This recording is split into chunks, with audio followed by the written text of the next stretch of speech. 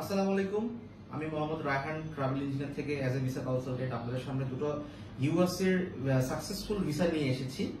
আমাদের honourable client Yakub ভাই এবং তার ওয়াইফ আমাদের কাছ থেকে আজ থেকে প্রায় 8 থেকে 9 মাস আগে আসলে ভিসা প্রসেসিং করিয়েছিল।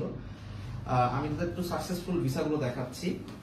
এটা হচ্ছে আঙ্কেলের সাকসেসফুল ভিসাটা, 5 ইয়ার্স এর মাল্টিপল ভিসা, এবং এটা ওনার ওয়াইফের ভিসাটা সাকসেসফুল ভিসা।